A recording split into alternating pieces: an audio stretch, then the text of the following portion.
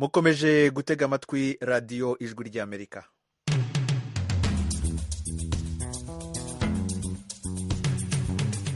radiyo ijwi ry'Amerika ivugira i Washington DC mu kirundi no mu kinyarwanda. Mu Rwanda mutwumvira kuri FM 104 n'ibice bitatu y'ijwi ry'Amerika. Mu Burundi turi ku mirongo migufi ya shortwave kuri metero 19 na metero 22, naho ku rubuga rwa internet turi kuri wa@radioyacu.com. Mwiriho neza nshuti mwese muduteze amatwi, niyedirwe mubasuhuza mbaye ikaze mu makuru yacu yo kuri iyi saha. Guverinema y'u Burundi yohereje itsinda ry'abantu 10 bahoze ari impunzi mu bihugu bitandukanye gushishikariza impunzi zahungiye mu gihugu cya Tanzaniya gutaha. Turi hano n'imishinga ntare kandi ibyo ni ijambo rikomeye kuri twebwe kugira ngo tugaragaze ibyo abarongoye igihugu cy'u Burundi bariko barakora mu ntumbero yo gushyigikira umugambi wo guhungura abarundi bahungiye mu bihugu bitandukanye. Uwo ni Marie Consolata Barubike, umwe mu bari bahagarariye izo mpunzi zaje gusura izindi. Imidugudu itandukanye ya Minembwe yagabweho ibitero by'abarwanyi ba Mai Mai, mu gihe i Nairobi muri Kenya hakomeje ibiganiro by'amahoro bihuza imitwe yitwaje ibirwanisho irenga 60 irwanira mu burasirazuba bwa Kongo. Naho Zambia ikomeje gukora ibishoboka byose ngo mu mezi 3 imbere y'umwaka utaha izabe yakemuye ikibazo cy'umwenda wa miliyari 15 z'amadolari ifitiye amahanga. Ayo makuru n'ayandi ni mu kanya, ntimujye kure y'amaradiyo.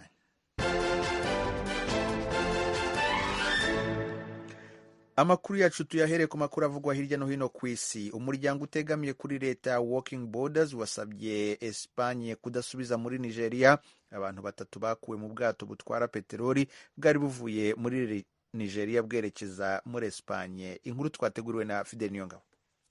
Mu itangazo ryashize ahabona ishyirahamwe Walking Borders ryerekanye impungenge ku byabaye cyane cyane iby'uko abantu 3 bashobora gusubizwa iyo baje bava gihutihuti. Iryo shyirahamwe rivugira uburenganzira bw'abimukira ryasabye ko ibibazo by'abo bantu 3 byihwezwa umwe ku giti ciwe, kandi ko leta ya Espanye ibashira mu mugambi wayo ugenewe abimukira kugira bashobore kuruhuka no gusaba ubuhungiro. Abajejwe gutabara abantu mu mazi b'igihugu ca Espanye batabaye abo bagabo 3 bafise ubwene gihugu bwa Nigeria ku munsi wa mbere, babakuye mu gice cy'ubwato butwara ibitoro. Bahise babajana mu bitaro bibiri biri ku izinga rya Gran Canaria, bafise ibimenyetso byo gusinzikazwa n'inyota no kubura amazi mu mubiri kandi bageramiwe n'igikonyozi. Umuvugizi w'abaserukira leta ya Espanye mu mazinga ya Canari avuga ko umwe muri bo akiri mu bitaro mu gihe abandi 2 basubijwe mu bwato bufise ibendera ry'izinga rya Malta. Amazina y'abo bantu 3 n'icatumye bihisha mu gice cy'ubwato gifasha kubugendesha ntivyashizwe ahabona.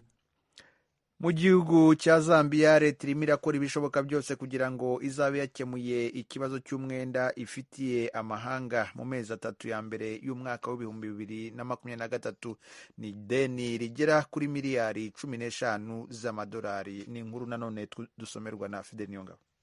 Umushikiranganje ajejwe ikigega wa Zambia Situmbeko Musokotwane yatangaje mu kiganiro yahaye itororokanizo ry'amakuru ryo mu Bwongereza Reuters ko igihugu ciwe gitangaza kandi ko kiriko kivugana n'Ubushinwa, igihugu cahaye ideni rinini cyane Zambia kurusha ibindi bihugu. Umushikiranganje Musokotwane yabwiye itororokanizo ry'amakuru ryo mu Bwongereza Reuters ko Ubushinwa bwarondeye ko leta y'igihugu ciwe n'ikigega mpuzamakungu FMI bibusigurira neza kubijanye no kuganira gushasha ikibazo c'amadeni, amenyesha ko bariko baratanga ibisobanuro ico gihugu kirondera.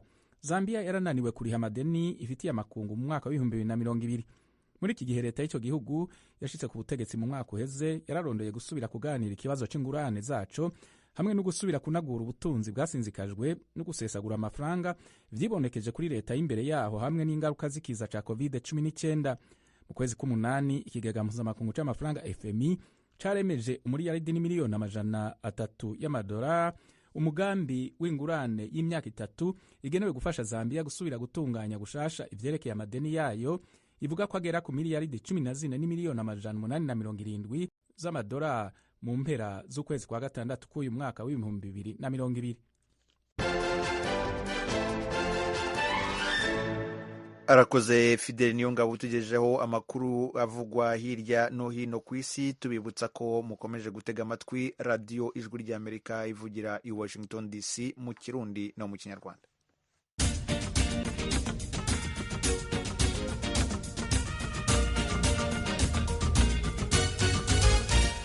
Amakuru yo mu karere tuyahere muri Republika ya Demokrasi ya Kongo, aho mu ntara ya Kivu y'Epfo imihana itandukanye ya Minembwe yagabweho ibitero by'abarwanyi ba Mai Mai. Ni inkuru y'umunyamakuru w'ijwi ry'Amerika Vedaste Ngabo uri mu mujyi wa Uvira.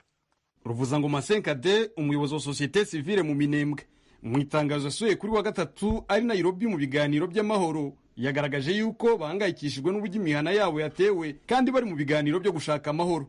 Yagize ati, mu gihe intumwa zacu ziri Nairobi mu biganiro by'amahoro, umuhana wa Muriza, Gakangara na Bizibo mu Minembwe yatewe na Mai Mai, Biloze, Bishambuke, Ilunga na Kutumba ku bufatanye n'inyeshamba z'abarundi za Tabara. Mu butumwa bugufi, umuvugizi wa Mai Mai, Biloze, Bishambuke, Aimable na Bilizi yatwandikiye ari Nairobi mu biganiro by'amahoro, yavuze yuko batateye ahubwo batewe na twigwane wa Colonel Makanika.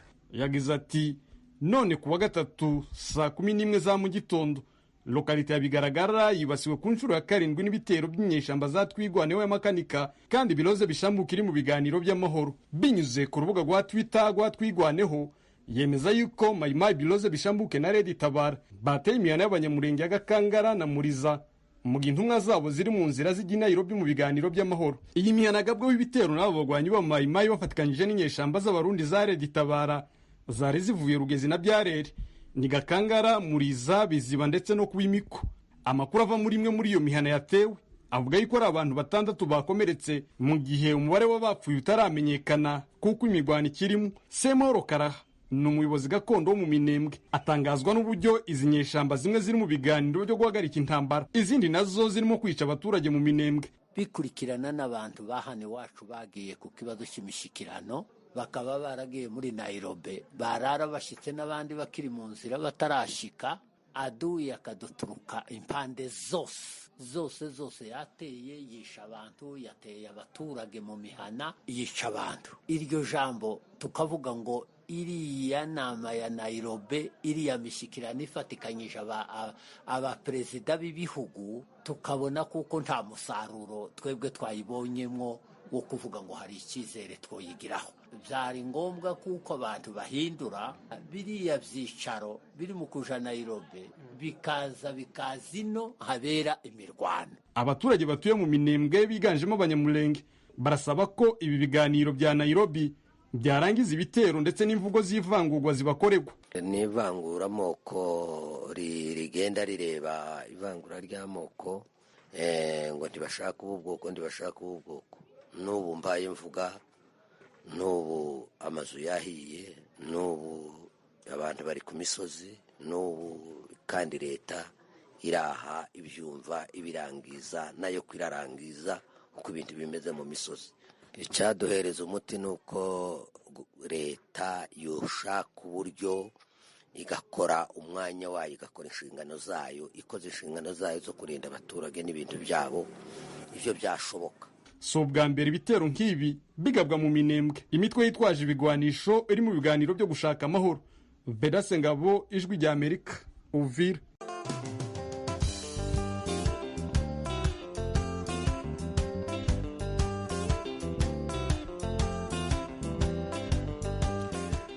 Mukomeje gutega amatwi radio ijwi ry'Amerika. Guverinoma y'u Burundi yohereje itsinda ry'abantu 10 bahoze ari impunzi mu bihugu bitandukanye gushishikariza impunzi ziri mu gihugu cya Tanzaniya gutaha. Ni inkuru twateguriwe n'umunyamakuru w'ijwi ry'Amerika James Joven. Izo ntumwa zarungitswe ni bamwe mu bahoze ari impunzi mu bihugu bya Tanzaniya, Rwanda, Kenya, Uganda, Kongo na Malawi. Ni ku izina ry'umugwi ugizwe n'abahungutse ufatanije n'abari mu nzego zitandukanye zirongoye igihugu cy'u Burundi, bari mu rugendo rw'iminsi 2 mu nkambi za Nyarugusu na Nduta. Izo ntumwa za leta y'u Burundi zaherekejwe n'umugenduzi mukuru mu bushikiranganje bw'intwaro yo hagati, iterambere rusange n'umutekano mu gihugu cy'u Burundi, Bwana Ndihokubwayo Isidori. Inama yabo ya mbere yabereye mu nkambi ya Nyarugusu kuri uyu wa 2 kabiri uyu munsi ku wa gatatu baherukiye mu nkambi ya Nduta. Umutegarugori Mai Mai Barubike yaserukiye bagenzi we muri iyo nama yabariye impunzi z'abarundi ko uwo murwi w'abantu 10 waje nk'inshinga ntahe kugira bagaragaze imigambi y'igihugu cy'u Burundi mu ntumbero yo gushigikira umugambi wo guhungura abarundi bahungiye mu bihugu bitandukanye kugira batahe kubaka igihugu cyabo. Turi hano n'inshinga ntahe kandi ibyo n'ijambo rikomeye kuri twebwe kugira ngo tugaragaze ibyo abarongoye igihugu cy'u Burundi bariko barakora mu ntumbero yo gushigikira umugambi wo guhungura abarundi bahungiye mu bihugu bitandukanye kugira ngo baze twubake igihugu cyacu twese. Ndawoyibarira uwayirayeko uku ubona twazananye uko turi 10 turazi icari cyo guhunga, turazi icari cyo kunyagirirwa hanze uri mu buhungiro kuko byaratubayeko, inzara yo mu buhungiro kuko natwe twarasonzeye mu buhungiro. Nagomba ndababwire yuko ibi bihugu duhungiramo hagera igihe tukabarangira bakaniyumvira mbere kutwirukana kuko tuba twabaye umuzigo kuri bo. Ikibabaje nuko tuba dufise iyo tuva. Umugenduzi mukuru mu bushikiranganje bw'intwaro yo hagati iterambere rusangi n'umutekano Bwana Ndiyokubwayo Isidori we yashimangiye ko mu gihugu cy'u Burundi harangwa amahoro akwiye, ari nayo mpamvu leta y'u Burundi ifatanije na Tanzaniya iri mu migambi yo guhimiriza impunzi kugira zitahe ku bwinshi. Erega twabatuze amahoro, namwe rero nicyo gituma yabasabye ko mwoza mukadufasha ayo mahoro turiko dutsimbataza, uyu mutekano uri Burundi n'iryo terambere rero tugezeko kugira tubandanye. Imana twayishize imbere, nibaza ko iri jambo ryiza twatekeye mwaryumvise, turabiteze rero i Burundi. Karibu. Manirakiza Jafeti muri iyo nama we yaserukiye uruhande rw'impunzi zahungiye mu nkambi ya Nyarugusu yavuze ko nyabuna buri muntu afise icyo yahunze kandi gitandukanye n'ubundi mu gihe impunzi zikiri mu maboko ya seri. Asaba ko buri umwe yo kumvirizwa mu ntumbero yo gukemura ibibazo byatumye bahunga. Umwe wese arazi ikibazo cy'umutekano wiwe nk'uko abandi babikoze mu guhunguka ntawubwira inama uwundi, kandi twizere ko ibikorwa byo guhunguka kugenda neza, abantu bahunguka atangorane. Dusabe leta y'u Burundi muyidushikirire, muyibwire ko tukiri mu maboko ya hasiye, badusabire bishobore kutwumviriza bafatanije na leta ya Tanzaniya kugira ngo abafise ibindi bibazo bashobore gufashwa nabo. Ku ruhande rwa leta ya Tanzaniya cyo kimwe na seri nta majambo menshi bavuze, gusa iyo nama hanini bayihariye intumwa za leta y'u Burundi. Mu bitigiri bya nyuma byatanzwe na seri mu mpera z'ukwezi kwa 10 uyu mwaka turimwo, impunzi z'abarundi zisigaye mu gihugu cya Tanzaniya zigera ku 145. Mu nkambi ya Nduta hasigayemwo impunzi 76,500. Nyarugusu barenga gato 49,000. Abasaguka batuye mu nkambi za Kera, Katumba, Yankuru na Mishamo. Kuva mu nkambi ya Nyarugusu iri mu gihugu cya Tanzaniya, James Jovini ku bw'ijwi rya Amerika.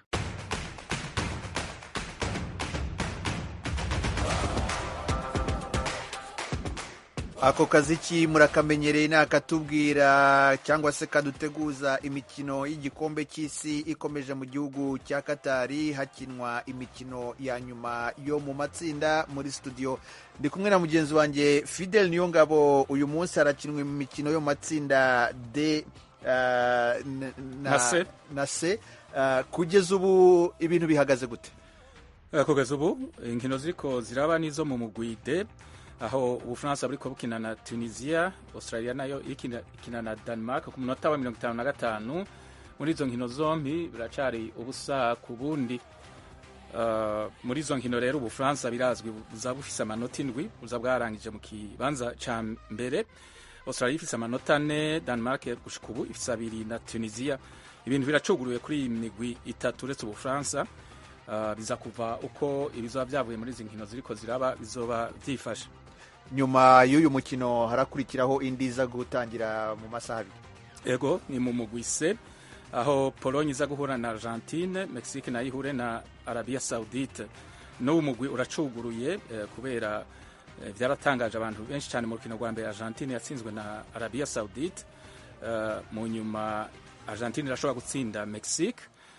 Gushika ubu rero uko ibintu byifashe muri uwo mugwi, Pologne ifise amanota 4, Argentine ifise amanota 3, Arabia Saudite 3, Mexique ifise inota 1. Kuri uyu mukino w'Ubufaransa ngira ngo kubera ko bamaze kubona itike yabo niyo mpamvu tutabonamo abakinyi nka rurangiranwa nka Mbappe barimo gukina, ngira ngo babaruhuye. Ngubu turiko turavuga, murabibonye Tunisia irejeje kwinjiza igitsindo ku munota wa 57. Nguko wari kurabivuga, Ubufaransa ntibwashizemwe abakinyi bakomakomeye cyane kubera bumaze gushika mu kimwe c'umunani kandi mu kibanza ca mbere.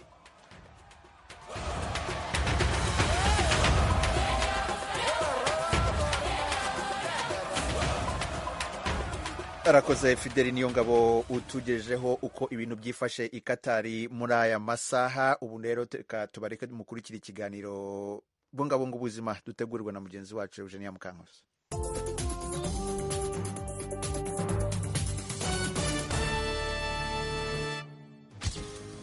Muri kiganiro bungabunga ubuzima turareba uko hakurwaho inzitizi ku bakozi bafite ubumuga.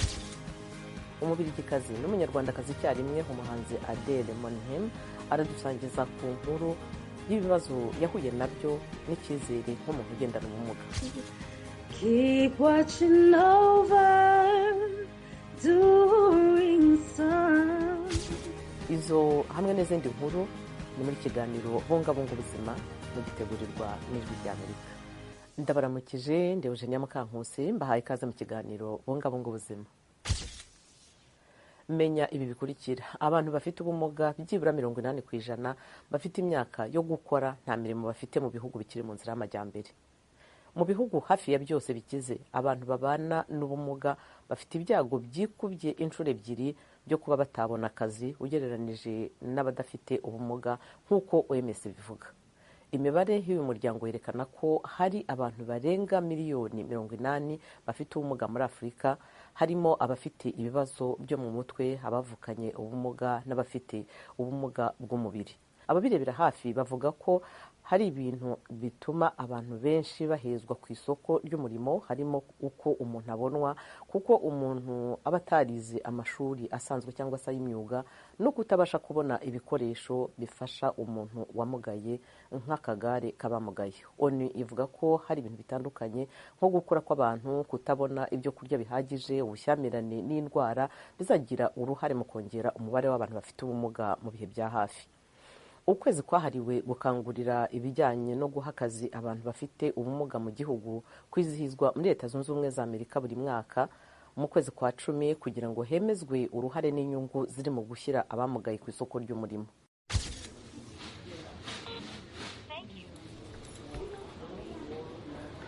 My name is Ricardo Bill. Nitwa Ricardo Bell, mfite imyaka 28 y'amavuko. Narasuzumwe nsanganwa ubumuga. Hari bimwe mu bintu ntabashaga gukora nko gusoma n'imibare, gukurikira mu ishuri.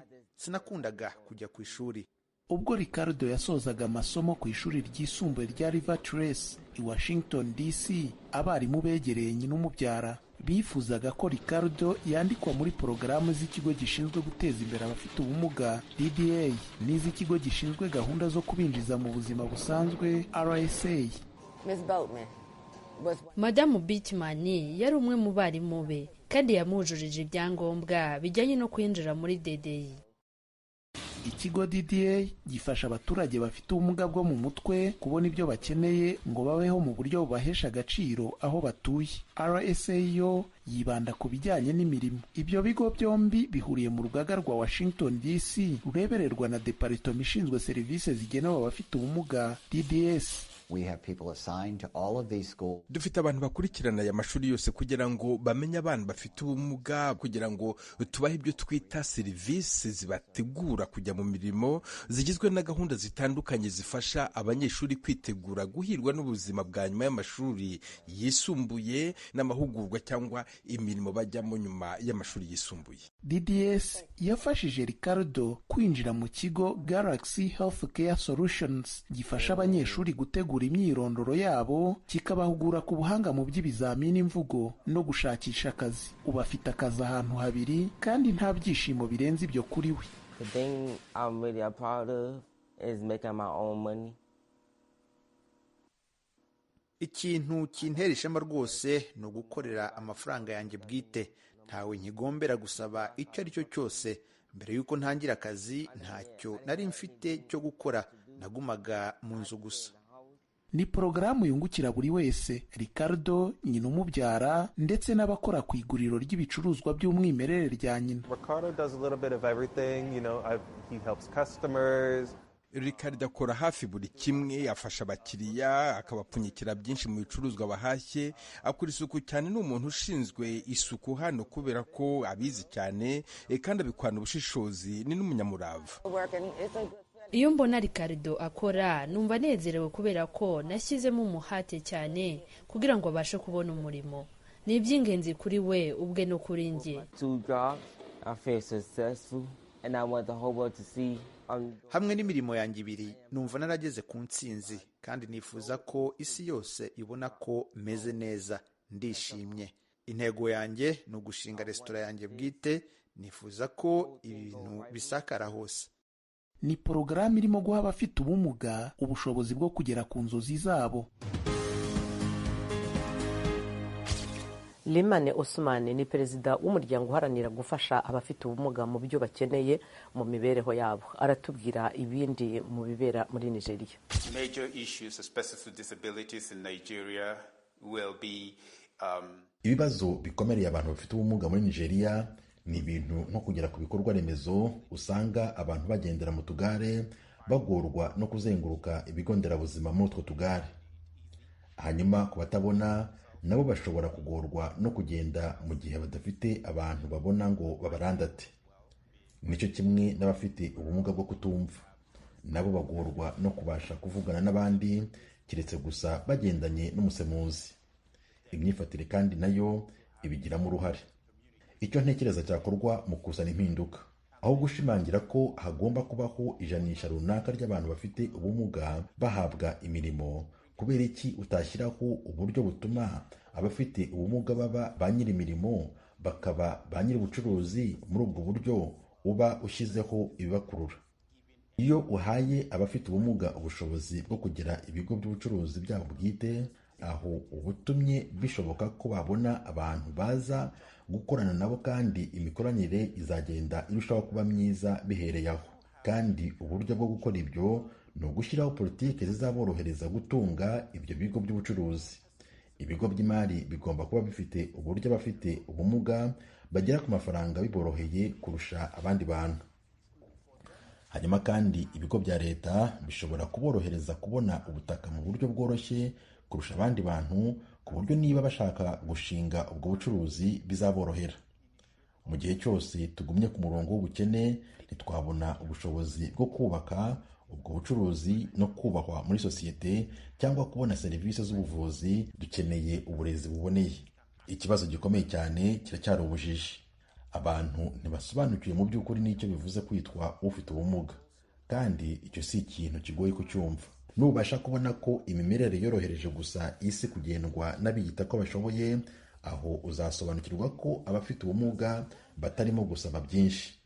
Urugero, wambwira ko uba ufite amaso yo kurebesha kubera ko ari izuba ritanga urumuri ku manywa ngo ubashe kubona, kandi na nijoro ufite inyenyeri n'ukwezi biguha urumuri. Ariko habaye hatariho izuba, ntihabe n'urumuri n'ukwezi mu ijoro, nta n'inyenyeri zimuritse, nawe uzahura n'ubuhumyi nk'ubwo mbana nabwo, kandi uzisanga mu mwijima ndetse uzakora nk'ibyo nkora. Robert Baron, inzobere wahoze akorera CIA, amaze igihe akora insimburangingo ku bantu bahuye n'impanuka cyangwa se bagize indwara ku gihe cy'imyaka 30 ishize. Kuva hafi mu myaka 30 ishize, Robert Baron akorera insimburangingo abantu batakaje ingingo cyangwa ibice by'amasura yabo biturutse ku burwayi cyangwa gukomereka. Mu barwayi be harimo abarokotse kanseri n'abarokotse kwiyahura. Yewe harimo n'umwana muto w'umukobwa waciwe ugutwi n'agakoko kitwa raccoon. Look at that. And how reba iriya nashyiraho nte utwengehu nkoresheje utuntu two kwihaganyura, bisaba kwitonda. Umwuga we watangiye mu 1960 ubwo yakoraga akazi ko gushushanyiriza ikinyamakuru cy'igisirikare cy'Amerika kirwanira mu mazi. Nyuma yinjiye mu rwego rw'ubutasi CIA, aho yakoreshaga ubuhanga bwe mu by'ubugeni mu gukora kopi z'inyandiko. Aha niho yahindukiye inzobere mu bijyanye no kwiyoberanya, akora ibijyanye n'imisatsi mihangano na masike zihisha isura ndetse n'insimburangingo zihariye. Ubwo yavaga muri CIA mu 1993 yarasobanukiwe no gukoresha ubumenyi bwe mu kwibeshaho. Niba ubasha guhindura imiterere y'umuntu, ni iki cyakubuza gusubiza imiterere uwatakaje isura? Mu myaka hafi 30 amaze akora ibi, Barron amaze gufasha abarwayi babarerwa mu bihumbi. Umwe muri bo ni Wayne Garrett uturuka muri leta ya West Virginia. Garrett ni umuntu warokotse kanseri, ariko iyo ndwara imutwara izuru. Nari ndwaye ikibyimba mu gice cy'imbere mu zuru, kandi sinari mbizi. Cyashoboraga kuzamuka hejuru mu mutwe. Rero byasabye gukuraho izuru ryose kugira ngo babashe kukivanamo cyose. Ariko tugiye kubikemura muri izi mpera z'icyumweru. Nimva aha nzaba mwenyura. Inshingano nyamukuru ya Barron ni ukurema insimburangingo nyazo kandi zifatika. Ibara ry'insimburangingo rigomba kuba rihuye neza n'imiterere y'uruhu. Barron avuga ko umwuga we yawigiye ku barimu nka John Chambers, umunyabugeni wo mu gutunganya amasura wakoreraga inzu itunganya filime ya Hollywood. Yakoze kuri filime yo mu mwaka w'1968 yitwa Planet of Apes. Realism ni ubuhanga buboneye bwo gukora ikintu kigasa nk'uko gikwiriye kuba gisa. Niba ari ugutwi, ijisho, izuru, igice cy'isura, mbese isura yose. Barron yibuka ko igihe kimwe Chambers yamutumiye ngo aze gukora muri Hollywood, ariko akabyanga. Avuga ko isoko y'ibyishimo n'ibimutera umwete biva mu kwita ku barwayi nyabo bamukeneye cyane kurenza abakinnyi ba filime bi Hollywood. Gukoresha ubuhanga bwatunganyirijwe mu kigo cya mbere cya Amerika gishinzwe ubutasi bwo hanze mu gufasha abaturage mu buzima bwabo bwa buri munsi. Adele Monhem yavukiye mu Rwanda, yabonye ababyeyi bamwakira bakamurera ubwo yari akiri mu mwana muto cyane. Uyu mugore ubu umaze gukura, nta maguru yavukanye, yabonye insimburangingo nyuma yo kwimukira mu Bubiligi. Ubu noneho aho amariye gukura, umunsi we awumara mu kazi no mu bindi bikorwa. Nk'umuririmbyi ufite impano, avuga ku nsimburangingo z'amaguru zamufashije kubaho ubuzima buticaye hasi. Aradusangiza ku nkuru ye. When I came to Belgium a few months later, I was operated. Ubwo nazaga mu Bubiligi hashize amezi make narabazwe kubera ko nari mfite ibice bitoya cyane by'amaguru yanjye kugera ku mano. Rero bagombaga kubikuraho kugira ngo mbashe kwambara insimburangingo z'amaguru. Nyuma yo kubagwa nahawe amaguru yanjye ya mbere matoya. Nari mfite imyaka 2 y'amavuko kandi nari nkeneye kwiga kugenda no guhagarara nkakomera. Kujya ku ishuri byari bingoye cyane kubera ko nagombaga kugenda ku igare cyangwa nkatega bisi, kandi byari ingorabahizi. Murakoze cyane. Ikiganiro kirambuye cyabungabunga ubuzima mushobora kugikurikira ku rubuga rwacu rwa internet kuri wa3.radio.voa.com. Nshuti zacu, aha ni naho dusoreje amakuru yacu, ariko mbere yuko dusezeranaho tubibutse ko igihugu cya Australia kiri imbere n'igitego 1-0 cya Denmark. Tunisia nayo ikaba yamaze gutsinda Ubufaransa igitego 1-0. Aha rero nshuti niho dusoreje amakuru yacu yo kuri iyi saha. Tubashimire kuba mwaduteze amatwi. Dushimire enjeniyeri wadufashije mu buhanga bw'ibyuma na Nadia Taha wadufashije kwegeranya aya makuru muri studio ya gatani Washington DC. Mwari kumwe nanjye Edi Rwema, mbasezeho ariko mbararika andi makuru yacu mu kanya 1:30 z'umugoroba. Mukomeze mugire umugoroba mwiza.